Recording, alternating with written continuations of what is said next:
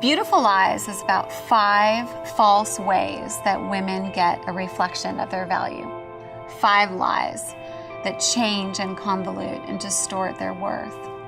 And 5 drop-dead gorgeous truths that show them the real beauty and value that they have in God's eyes.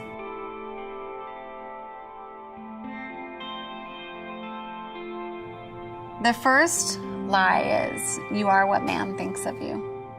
You are only as good as what the man standing in front of you says about you, or doesn't say. It was 107 last week in the garage, and I was out there digging through boxes, and I come across these 3 journals, and some of the stories I had blocked out. They were just too painful.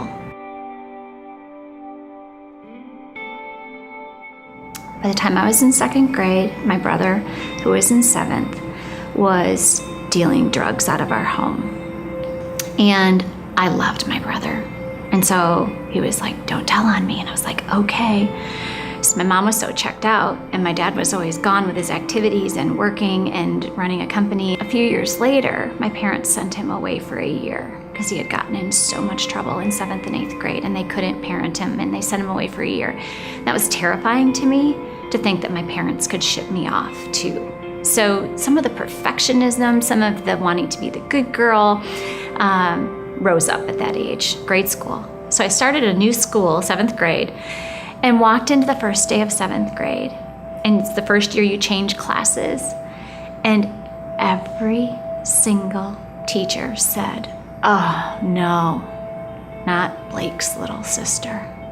And that day I said, no, I'm gonna show you that I'm gonna be the perfect student. I filled up my schedule with activities. I was busy every night after school looking for something that would give me purpose or value or that I'd be good at.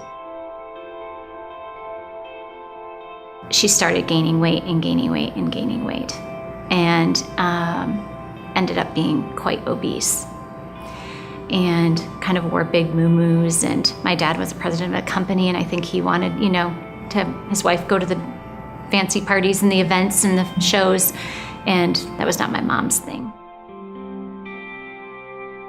Having so much loss made me fearful over summer times that I would come back and my friends wouldn't be my friends. They told me that I wasn't pretty enough, that I didn't have the right clothes, I wasn't skinny enough, I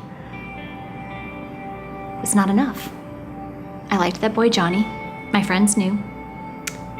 And he found out, and he asked me to a little dance. We're dancing or whatever, and then he gives me a kiss on the cheek. And then he runs off. And there's this whole huge group of people, and they're all laughing. And I'm like, what's going on? And then all my friends come up and say, oh, it was all a joke. He didn't like you. And then he goes, yeah, you're ugly. And I ran to the bathroom and stood and cried in the mirror and thought, yeah, they're right, I am. Went to school on Monday, because it was all over school. And a boy turns around and he says, we took a vote and we voted you the ugliest girl in the class. When a man even says, you're beautiful, you're lovable, then, we are. We become what he says of us, and we allow this man to be our mirror. But that mirror is always changing, because man can change his opinion of you. Man can die, man can leave, man can abandon, man can abuse. Letting human beings define us can be shattering to our hearts. For many who have been abandoned or rejected or feel alone, the pain is so huge.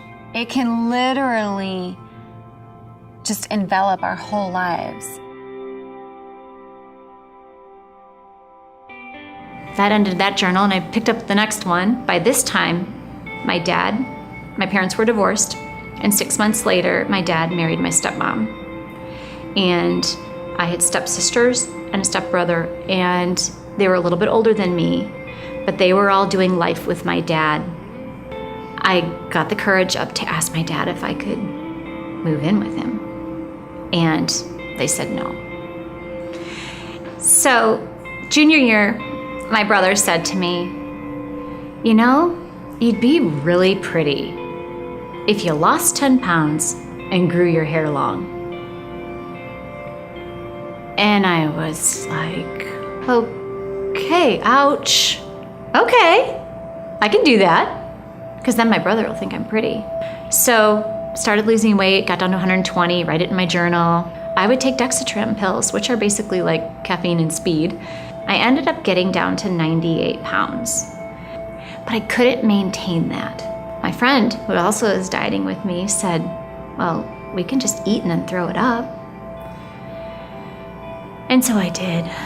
It just grew and it just consumed me. It was so consuming, I couldn't focus on anyone but me. It was just so idolatrous because I couldn't even really have relationships because all I could think about was food. Partied, went to concerts, worked, ate, threw up. That was my day, that was my week, that was my month.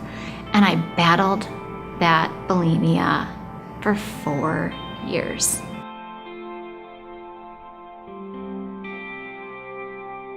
Distance from my family. My mom moved to Arizona. I had nowhere to live. I had nowhere to go. I got an apartment, I got a job, and I wrestled with my sex life, my drugs, my alcohol, my bulimia.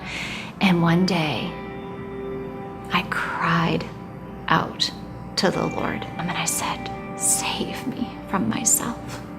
I don't want to die. This is so out of control. I cannot live like this anymore. I need help. I need help. I surrender. The lie will cause you to then think a man's going to fill that hole, right? And so a lot of times we end up in relationships with men trying to fill that hole of not having a father who loved us. When we allow a man to define us, good or bad, we're walking on really shaky ground. It's just an exhausting cycle, and women and girls can end up just lost and wandering the world in search for their value.